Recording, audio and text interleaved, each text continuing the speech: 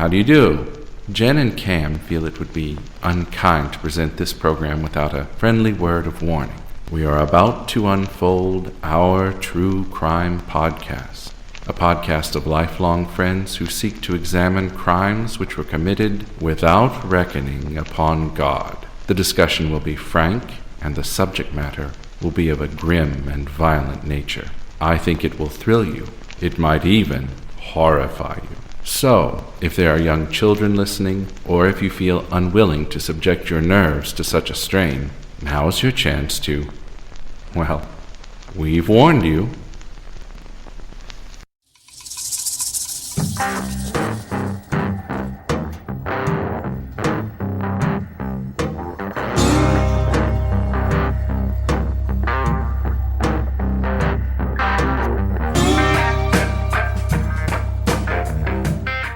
Hi, Jen. Hey, Cam, how are you?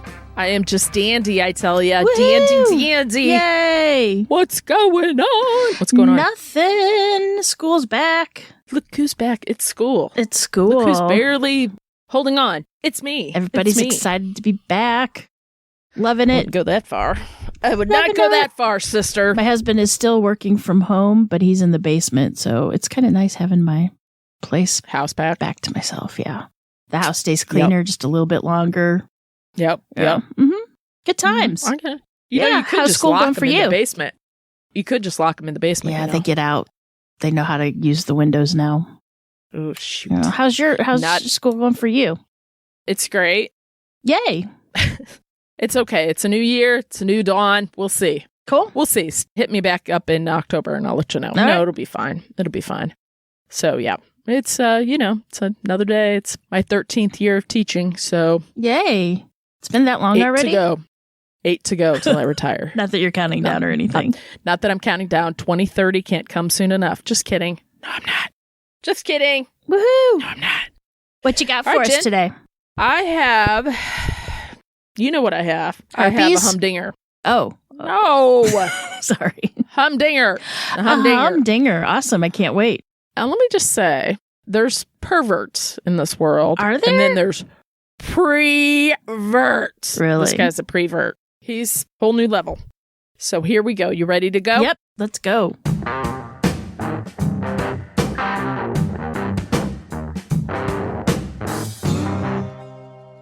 Lorraine Kirkley, who goes by the name Lori, lives in Valparaiso, Indiana, with her loving husband, Robert.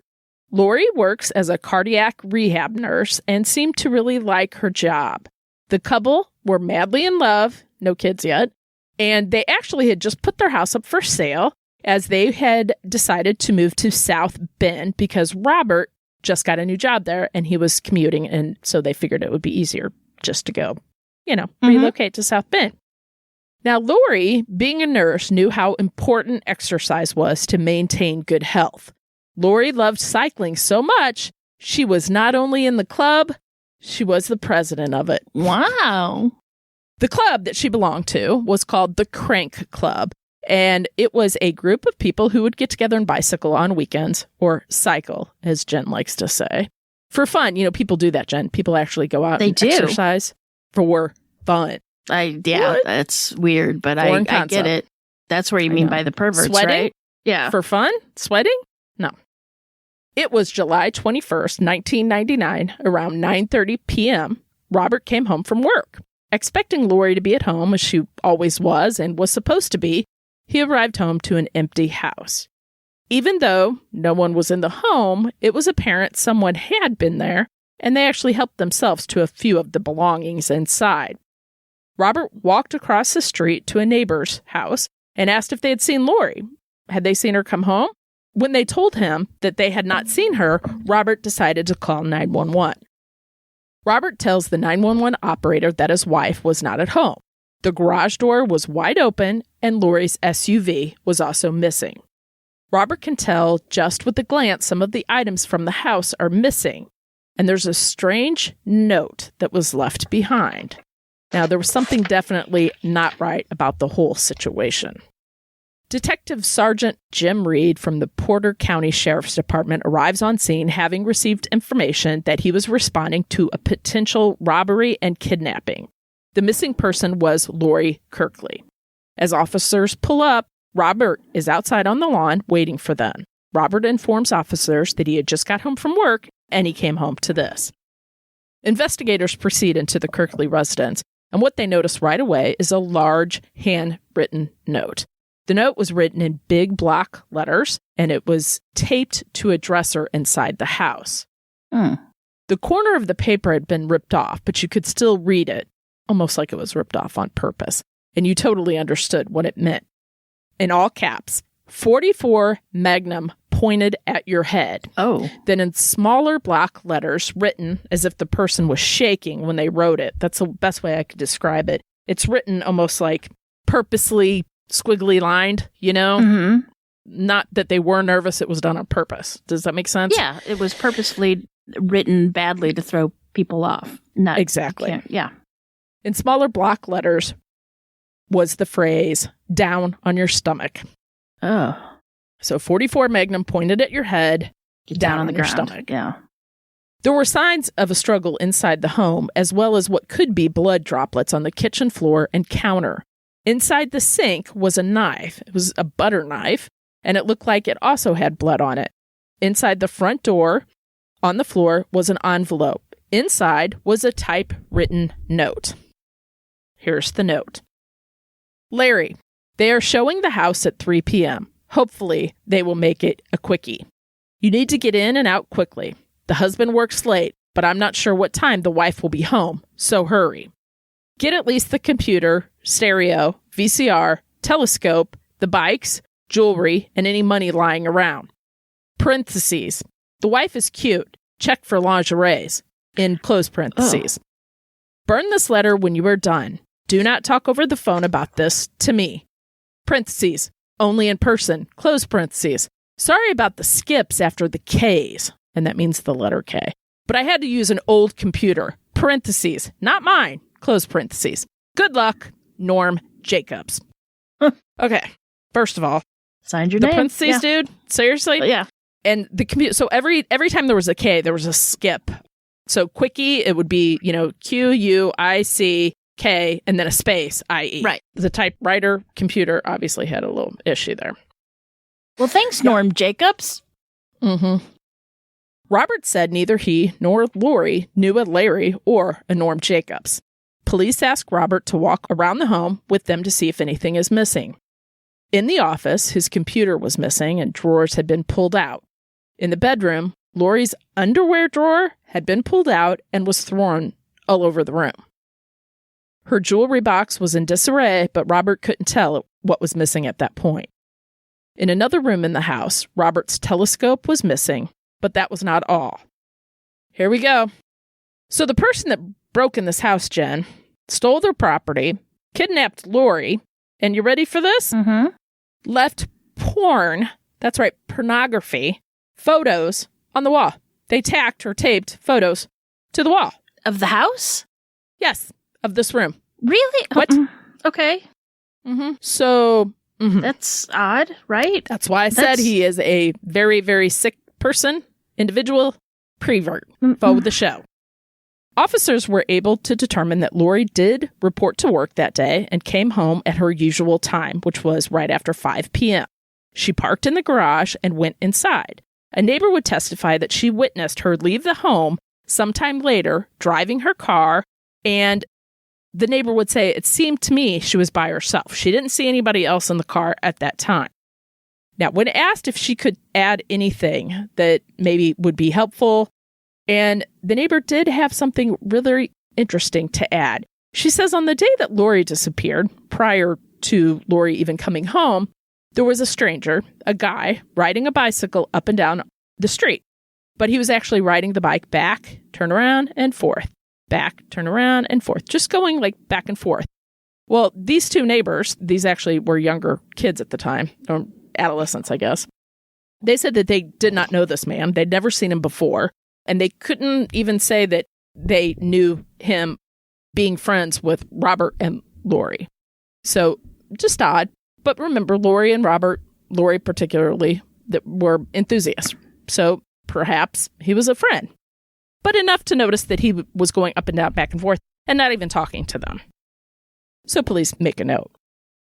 It turns out, as police are diving in, there was another burglary, and it was not just in the neighborhood, Jen, but it was actually in the Kirkley home in February 1999. So their house was broken into twice. In this crime, a person broke into their home, and while they took a few things, they weren't really worth any money. It was what they didn't take, or shall I say what they would leave behind, that makes it all that much more peculiar. A book, yeah, like a scrapbook almost, was found in the home. Guess what it had in it? Dirty pictures. That's right. It had photos of scantily clad women. Hey, buddy, sorry about taking your stuff. Here's my porn scrapbook. Who does that? As we know, and have talked about a million times on this podcast, that usually the offender is someone the victim knows. So the police need to take a look into her husband, Robert, first. Mm-hmm. Robert seems devastated, but we all know we've seen that before, and that doesn't automatically mean you're innocent, now does it? They need to prove that he was not responsible for any of this. Friends and family would tell officers that the couple were deeply in love and would never hurt each other. They were actually planning to move to South Bend, and, they were getting ready to start planning to start a family. Mm-hmm. Planning to start a family. It kind of turns out that they seemed like a happy couple. This wasn't the dark scenario of one of them cheating or anything like that. So as time's ticking away, and with Lori still missing, they needed to refocus the investigation. Clearly, Robert was not responsible for this. He was at work. Investigators decide that they need to step back and re-examine Lori and what a bizarre crime scene this was and what it all meant. Police reach out to fellow members of the Crank Club to see if they can shed some light on the situation. A name that popped up was a man by the name of Sam Montgomery. Sam was in the Crank Club along with his wife, and everything was going great. Jen, it's all going great with Sam and his wife in the Crank Club. That is until Sam's wife decided to file for divorce and start dating another Crank Club fella. Now, we know that's not going to end well. So Sam obviously was not taking this very well, and he attempted to run over the new boyfriend. Oh, good. Yep. That solves all your problems. So due to this little fact, Lori, being the president of the club, had to have a little chat with Sam. Lay it out there. Sam, this isn't acceptable. We can't have this. We can't have you running over your wife that you guys are divorcing. Authorities at this point thought maybe Sam was not happy with Lori because she had to speak to him and call him out on all this. But it was clear that he was angry with his wife and not Lori. It was not Sam who was driving up and down Lori's street, by the way. Sam was cleared, but Sam did offer another name, a man by the name of William Johnson. This man was also a member of the Crank Club, but he was asked to leave the club after asking a fellow biker, might want to turn this down if you got kids there, how her crotch smelled after a long bike ride, as well as making other lewd comments. So, he got bounced. Yeah. Right? Mm-hmm. So police go in, they take a look at William Johnson. They locate a neighbor of William's who had stated that William had asked to provide an alibi for him should the police ask. And it happens to be on the night Lori disappeared. Well, that's not looking so good for you, buddy. When police speak to William, they notice he's fidgety and definitely nervous. He tells officers that he's not seen Lori since he quit the Crank Club, which is funny because he didn't quit. He got kicked out, but okay. When pressed to provide an alibi, William cannot. Seems there is no one that can confirm his whereabouts the night Lori disappeared. With nothing else to go on and not able to hold him, William walks free. Officers are continuing to investigate. They reach out to Lori's co-workers, to gauge the climate at work and see how things were there. One of Lori's co-workers, Nancy, tells investigator that Lori had mentioned that she was being bothered at work by somebody, and not bothered in like a verbal sense, or she would explain that Lori would complain that things were missing from her workspace, things that could easily be explained away. A favorite pen, a notebook, nothing glaringly obvious, but the kind of things that would make you think, wait, didn't I just put that there? Am I crazy? Am I imagining this? But after a while, we've all been there. You're kind of like, okay, I get it. Something's not right. Police ask her when the last time she saw or spoke to Lori was, and she tells them it was an exercise class that a fellow coworker and exercise physiologist named David Malinsky taught. She mentioned that Lori seemed off that day as if something was bothering her. And the way that I kind of understood this is she had a look about her. That's what Nancy said. And it's sort of like when you and I are such good friends, like if you give me your look, or we say a lot just look-wise, right? Mm-hmm. And it's that. Right. So Nancy's like, I knew something was off, and it was almost like she wanted to tell me something, but didn't, but something was off that day that they took the class. Next up, investigators entertained the idea that perhaps their home was for sale. And, realtors are involved in the sale of a house, obviously. It also has a lockbox on the door, so maybe they were involved somehow, or perhaps somebody that was going to come and look at the house. And that written note from Larry and Norm Jacobs indicates that it did have something to do with the house showing. Police are able to locate two brokers by the name of Larry Hitz and Norm Jacobs, and they go to interview them. They seize their computers, and it was determined that neither of the computers from their office did the skip K, mm-hmm. did the skip K. Both men were also able to give alibis to their whereabouts, and they were both cleared.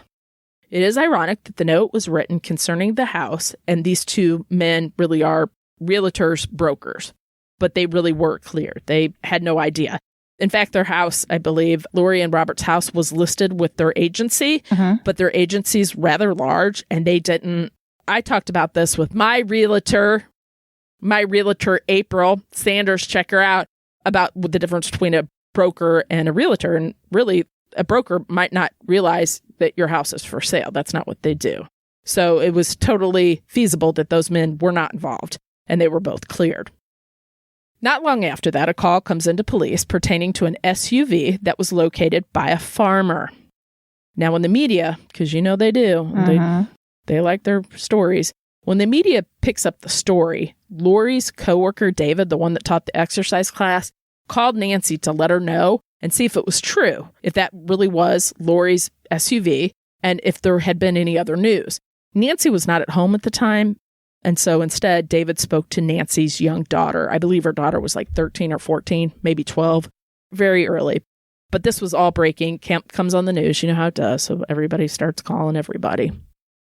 The car, which appeared to be a Ford SUV, was sitting in a cornfield and had been burnt to a crisp. I saw a photo of it. There was nothing left.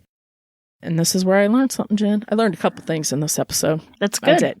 The SUV had the VIN number scratched out, and there were no plates on the car. A fire expert came on scene and determined that the fire was intentionally set. Now, here's one thing I learned, because I did not know this.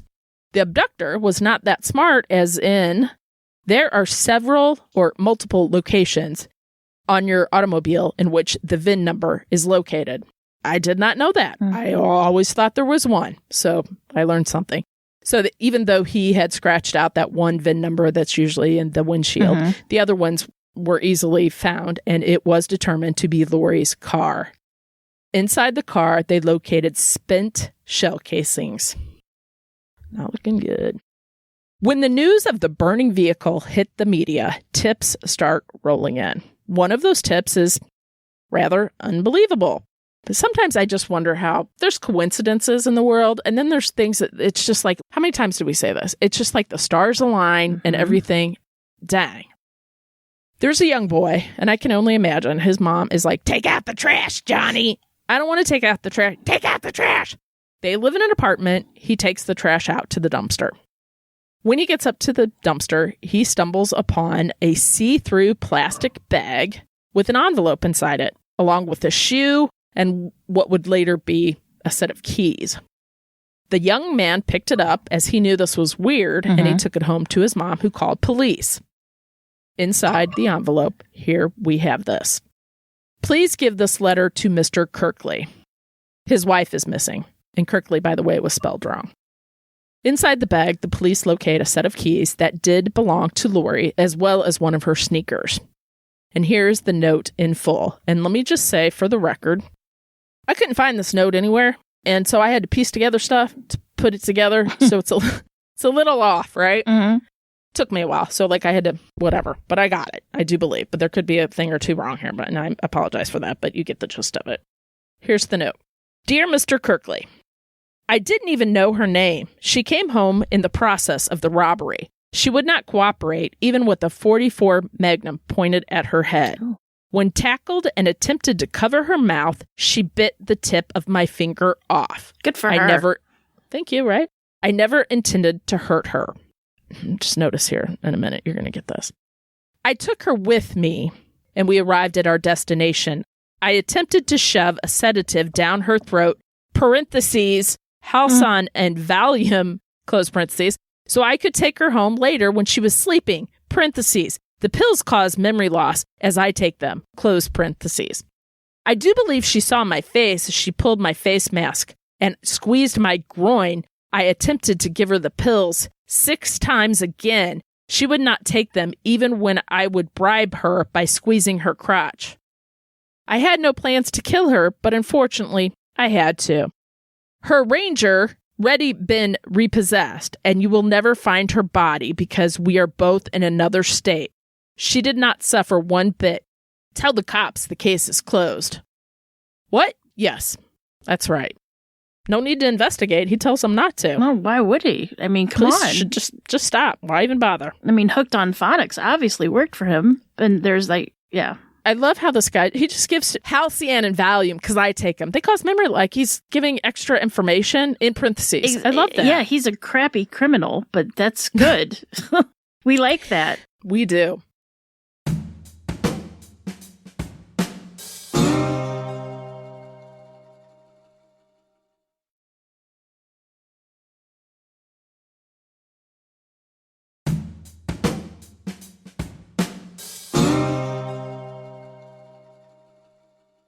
Detectives now believe this kidnapper has to be someone Lori knew and that they are trying to throw the investigation, so they decide to start back at the beginning.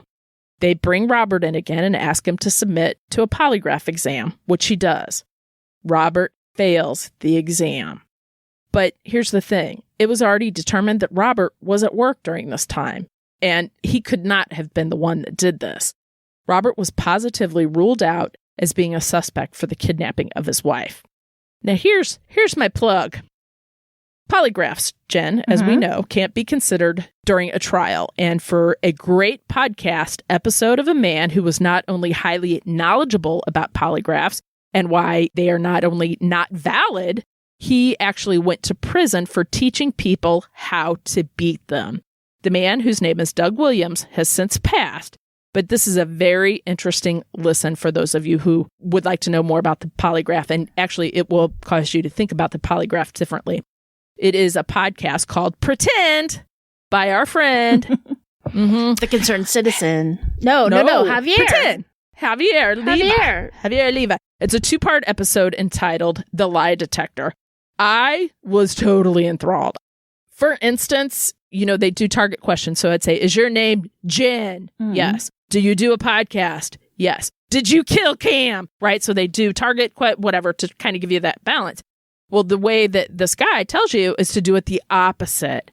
And that's how you beat it. And so the questions that are supposed to be like, is your name Jen? You'd be like, no. And you think of the worst thing you could possibly think of so that your heart races. So that when you get the regular questions, it's amazing. It's totally interesting. And he really did go to jail for 5 years because the FBI kept saying, knock it off. Quit trying to get people to beat the polygraph. Stop it. And he was like, I'm not shutting up. I'll never shut up. But anyway, Javier had a great interview with him. He does say a lot of cuss words. And I just imagine this big, gray-haired, chunky, foul-mouthed guy. So that's what I envision. Anyway, check it out. Interesting. I'll have to check that out. Back to the story. Again, that's called Pretend. The 2-part episode is entitled The Lie Detector. And I really do love his podcast. I listened. I learned all kinds of stuff. Learned about how hard it is to disappear and what you got to do. Javier's on a TV show now. I forgot what it's called. But he's actually got a TV deal. Back to the story. Sometimes, Jen, things have a funny way of working. A woman walks into the police station and strangely enough, Detective Reed knows this woman. She happens to be the swim coach of one of his children. She proceeds to tell Detective Reed that she thinks she knows who did the first burglary of the Kirkley home. You see, she found some of those missing items in her home. And the person she thinks committed that crime was none other than her husband. Could you imagine? No, that's horrible. I don't have any words for this. Investigators race to the house with a warrant in hand, and they comb through the house, and they find nothing. Not one single thing. That's right. Not one single thing that would link her husband to this crime, to the Lori Kirkley disappearance and or robbery, which is looking more and more like murder. So fast forward, this is what else I learned. And actually, I texted our friend Glenn because I was like, it was the middle of the day, and I was like, I have no idea what this is. And so now I do. So it was a little while later, just a couple days, and an officer, police officer that lived in the neighborhood was out and about, and he was going out for a little jog. Again, people do this for fun. Whatever. Okay. And while he decides to take a little jog past this residence, this house that the police had just searched a few days earlier, he's kind of struck by something. So he goes back and he runs back past the house and he's like, that's interesting. Something was off. Something off about the house and the search. You ready? The pitch of the roof versus where they had searched. Say what? That's what I learned, pitch. And if people probably know this, and I'm the only person in the whole wide world that doesn't know this. So, like I said before, I always learn something new in each and every episode because I like to learn stuff too. A pitch is in regards to the home's roof. So the pitch would be the angle and things like that. Basically, the officer was looking at the house thinking, I was in there. I was in that house. Why is there a little bit of like a room, a little area that comes off the house that we didn't see? Do you see what I'm saying? Goes back, tells them, hey, something's amiss here. Something's not right with this house. Investigators get a warrant. They go inside, and there it is, Jen, a secret room, complete with a secret entrance. Once they get inside, well, guess what they're greeted by? Taped to the wall, all over the wall. Pornographic images of girls, of women, all over the wall, just like the crime scenes. That's it. This is it. Police now have a suspect. And as they thought, he was no stranger to Lori at all. He is David Malinsky, the same David that worked with Lori as an exercise physiologist, the one that taught the class she took the day that her friend Nancy said something was weird about Lori. David was brought in for questioning. David admits that he was the one that did, in fact, commit the first burglary. Now, here's where it gets weird, or should I say weirder. I'm telling you. David tells officers that he and Lori were having an affair, and he broke in their home to make it look like Lori was cheating on him, meaning Robert, right? He claims that they, Lori and David, had been having an affair for about 6 months, and while Lori was in it all the way, it was full-on emotional, physical affair. She loved him. For him, it was purely sexual. So David goes on to say that it was he, along with Lori, that committed both of these burglaries so that when the big one happened, Lori being kidnapped, it would all make sense. Lori and David claims that he and Lori were going to run off together, but when the time came, he realized he loved his wife. He just couldn't do it. Now let's reverse the record on that, right?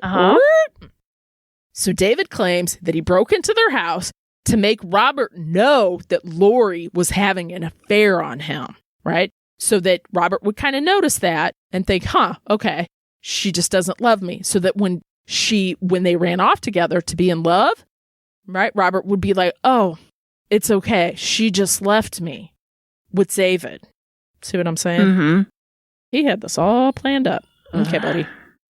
But I guess he didn't think about it too good because who'd Lori run off with then? David. Exactly.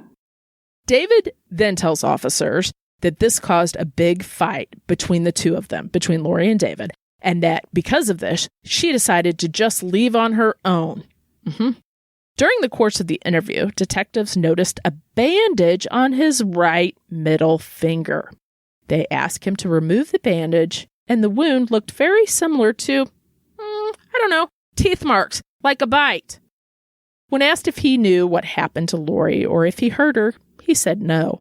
David is arrested and charged with the 2 burglaries, but they need more or he may walk forever. Investigators decide at this point they're going to make a bold move. They're going to just go ahead and charge David Malinsky for the murder without actually having a body. Now, this is done before. Sometimes it's not as successful, but it can be done. As investigators are building their case, David does what many in jail do. I don't even know what to say. And that is share a bit of information with their new best friends, their cellies or their cellmate. So David tells his little two besties, his two new cellmates, that he would be friends forever because everybody trusts thieves, right? Mm-hmm. No honor among thieves. None. David tells them, or more likely, he was bragging about some photographs he had hidden out in the woods, and that if police ever find these photographs, well, he's going to be in huge trouble. I bet you can guess what that cellmate did with that information, and if you guess ran straight to the police as fast as he could, you're going to be a winner, Jen. Ding, ding, ding, ding, ding. Yep, you know that's going to happen. Come on.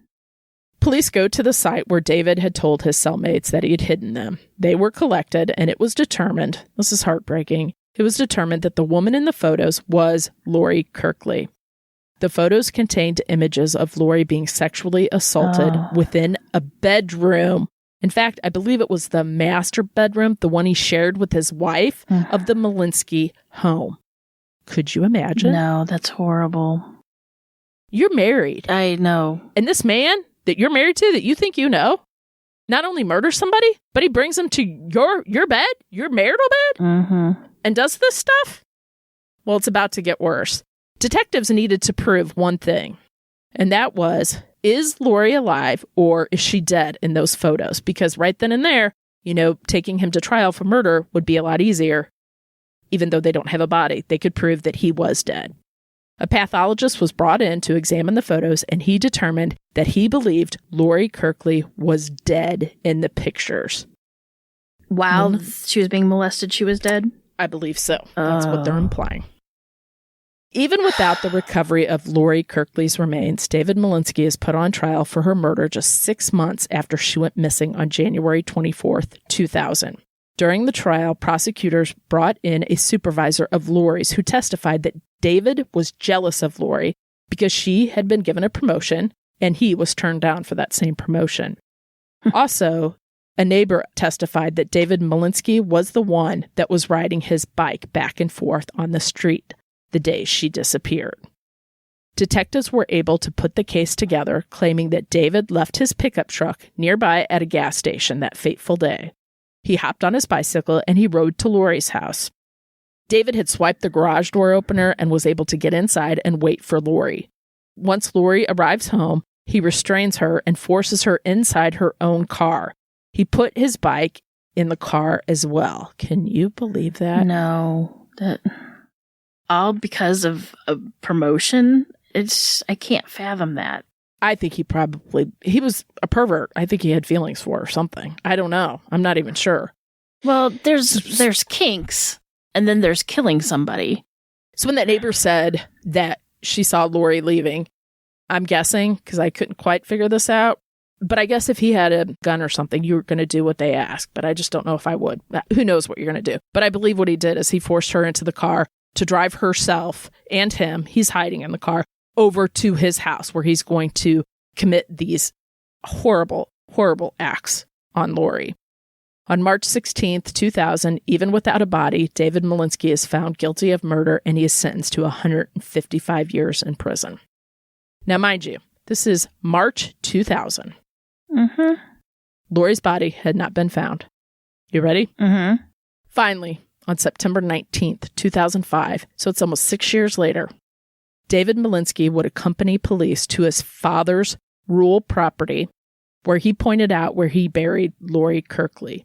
Her body was found wrapped in black plastic. An autopsy would determine her cause of death to be strangulation. Finally, after all of these years, Lorraine Kirkley was found and brought home to her loved ones. I can't. His wife? I can't even imagine that. I can't imagine that, like I said, to be married to somebody who commits such a heinous act, but then you find out that you've been sleeping in the bed that he committed the act on. Yeah. That's so. It's. I mean, and then like you would burn that understand. bed. You would have to burn that mattress. Burn the fucking house down. Yeah, I could. He's got a secret room up there. Who knows? And it was like gross. It was like all pink carpeted and pink. I don't know. Weird. And just who breaks into a house to leave porn? Who does that? That's just weird. Like, I think it's. Was it to throw people off, maybe? I think, speaking of kinks, I think he probably got some weird thing out of it, knowing that he'd left that and they were looking at it. Well, and see, me thinking tape would get your fingerprints on it. Like, could they get fingerprints off tape? I'm sure he wore gloves, but I don't know. He doesn't seem very smart. Well, he's not. And like, she was young and she was a nurse and she was caring and they, she was really in love and they were going to have a family, and shame on him. 34 years old. I struggle with the death penalty, but sometimes I don't know. Oh, I would have a problem knowing. I'm thinking there's some people that just can't be fixed. They're broken. There's something off. Here's my porn. Hey, I'm sorry I took your telescope. Here's my porn scrapbook. What? Yeah.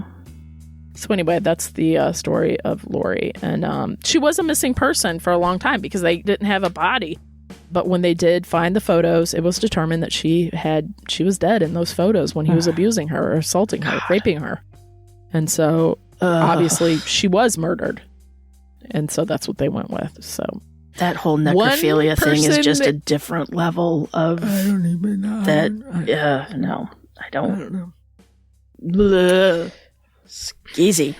Anyway, great story. Well, not, what I always feel that was very interesting, shocking. I'm glad they got him. I am too. I'm glad Lori's family can have closure of knowing at least have her body to.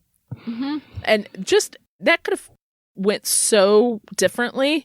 Like the cop driving by or jogging by and noticing that something's, I don't know, like my mind doesn't even work like that. Mm-hmm. But I guess if you're an investigator and you were in that house conducting that search and you're like, wait a minute, why is this, the pitch of the roof does not indicate the inside. Right. So, well, in St. Louis, we have a lot of great things for kids to do. And one of the places is called the Magic House. And there's that situation too. There's a window there that doesn't belong to any place. Mm-hmm. So, yeah. On the outside, you see the window, but on the inside, you can't get to where that is. Well, there's a secret room. Yeah, exactly. That they discovered when they remodeled in like the 90s. Exactly. So but it's the same thing. Mm-hmm. And it was like and how long? That was, I think it opened in the 80s for us, and they didn't even, no one noticed that, and they were working in there every day. Yeah, it's not weird. It happens. Very good. Anyway, I wanted to say our friend Javier, his TV show is called Citizen PI. It's a 6-part investigation series, and it's on Investigation Plus or Discovery Plus. I really do like his whole podcast is really about people pretending to be something they're not. And I love it. I have a few podcasts that I do not miss an episode of. His is one of them. It just, I call it the teacher or the C- student, high school student in me. Mm-hmm. But I love learning new stuff. And I'm always like, For instance, the guy that disappeared. This was really interesting to me. Mm-hmm. The sense that nothing is held in his name. He only carries cash. Mm-hmm. He has no social media at all. Like the house that they own is in his wife's name. Nothing is in his name. The car is in his kid's name or whatever. And all this extreme, but you cannot find this guy. You cannot find him. Like he can't be located. And so he went into all that, like what you have to do if you really want to disappear, if you do not want your footprint out there. And I don't know. I was just it was really fascinating. I think it was Javier they did an experiment about, he's like, I can find you. And I can't remember if it was Javier or somebody else. So he goes, okay, give me the state and the city. So he's like, okay, Dallas, Texas, for instance. This isn't exactly right, but you're going to get the gist. Javier was staying in a hotel, right, when he was interviewing him or whatever. Uh-huh. So he goes, don't tell me which hotel it is. I'm going to find you. And he goes, I bet you I can find you in just a few phone calls. And so he calls, I think it was 3 hotels. And he said, hi, I have a delivery here for Javier. It's flowers and food. They're going to go bad. I think he's in this hotel, or maybe it's the one across the street. And he did. He found him. And he's like, people give away so much information. And I was like, that is scary. It's very scary. I don't know. It was interesting. So check out Pretend. And I just looked it up. The episode that you're talking about with the lie detector was March 16th of this year, 2021. Yeah. So, and then the other one is March 30th of 2021. I'll have to check that out. But yeah, Mm-hmm. Javier's great. I love him. Very nice man. Yeah. And I haven't listened to his podcast in a while. I need to get back to listen to it. I haven't really listened to a lot of podcasts in a while, to be quite honest. So I got off of that track and I need to go back on it because it's good. I do. But like I said, I have my handful of ones I won't miss. Yeah. And then, yeah, you know how it is. Like you feel like you kind of know them and things after you've listened to them for a while because unlike us, they're professional, but you kind of get into what they're doing and you kind of like the references that they have made before and things like that. Mm-hmm. Whereas us, you're just like, oh, the tire fire.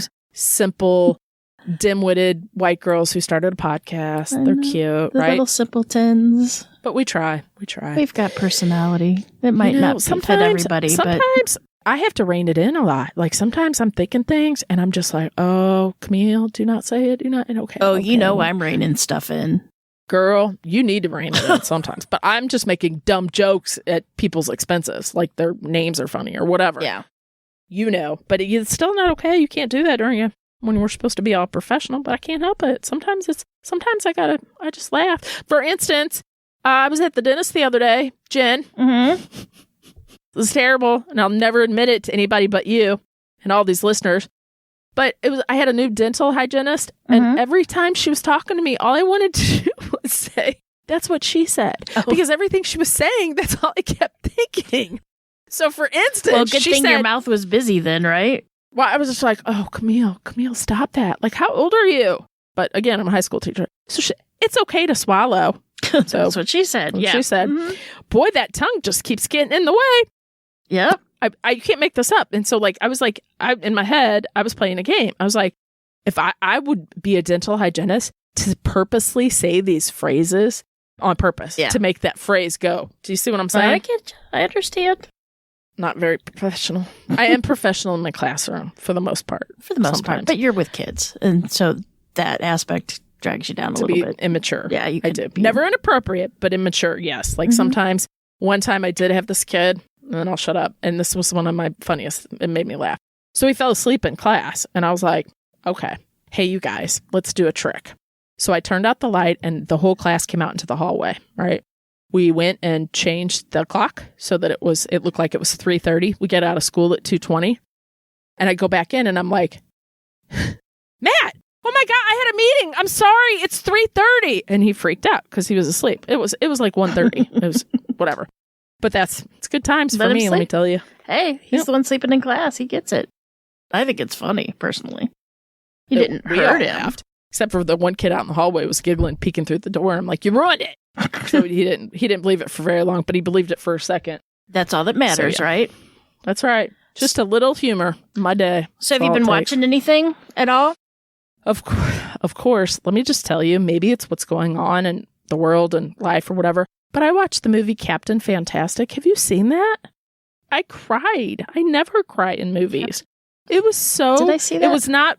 I'd heard of it. I just assumed it was like a Superman thing. No, it was not at all. Viggo Mortensen was in it. And he and his wife had kids and were raising them off the grid. Yes, I've seen it. I just had to pull it up. Yeah.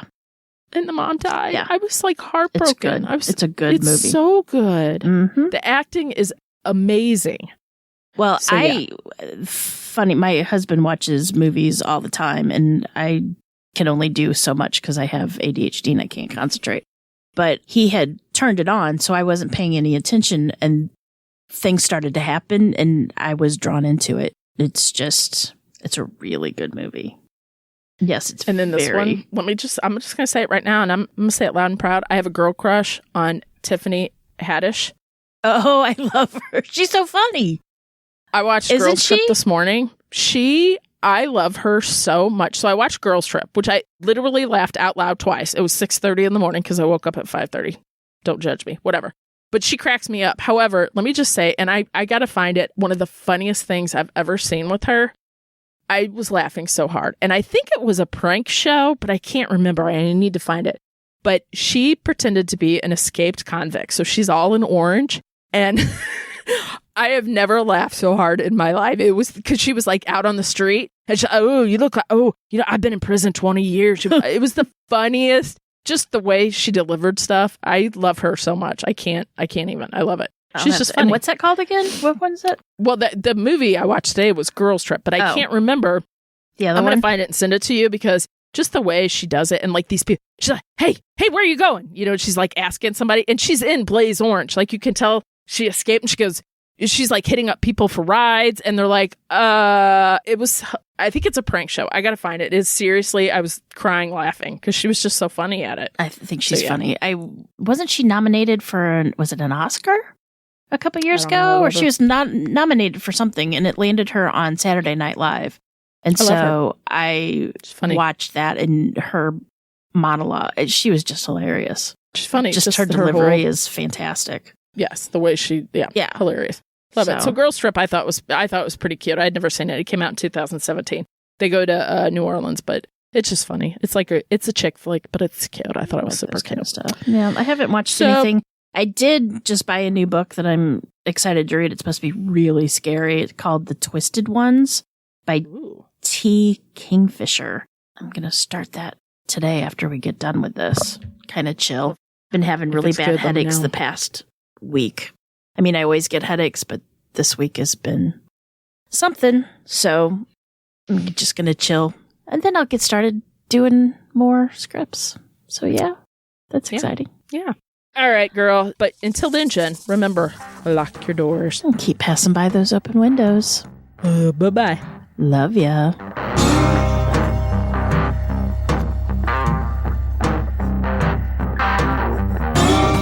Today's episode was researched and written by me, Cam. For more information about this episode, as well as all the sources I used, please check out our show notes or the podcast website at ourtruecrimepodcast.com. Our True Crime Podcast is developed and created by hosts Jen and Cam. Original music and audio mix of all our True Crime Podcast episodes is courtesy of Nico Vertesi from We Talk of Dreams. Listener discretion is provided by Edward October from October Pod VHS. Our True Crime Podcast is executive produced by Nico Vertesi and Dick Vane. Make sure to like and subscribe to Our True Crime Podcast wherever you listen to your podcast. We can be reached on Instagram and Facebook at Our True Crime Podcast or on Twitter at Our True Crime Pod. You can email us at ourtruecrimepodcast@gmail.com. If you really like the show, make sure to check out our Patreon at Our True Crime Podcast. Our True Crime Podcast is an OTC production. Lorraine Kirkley, who goes by the name Lori, lives in Valparaiso. I said that right. Valparaiso, California. It's Indiana, honey. Sorry. Lori loved cycling so much, she was not only in the club, she was the president of it. Wow. Now, that's a St. Louis joke on the Hans Wyman Hair Club for men. If you know, you know. Isn't Hans Wyman across the nation? I don't know. Maybe. It might be. But if not, I'm not only a client, I'm not only a president, I'm a client. Whatever. All right. Well, I'm not going to tell you about that bike-a-thon that our friend Christy made me do. And I know about that. Proud to say. I came in last. That's right, last. And I don't mean by like an hour. I mean, they sent the number one guy that came in first back down the trail to see if I was alive. Mm-hmm. Nope, I'm okay. I just can't slow down and I can't get off the bike because I'll collapse. Oh, boy. Okay. It's a terrible story. It's true story.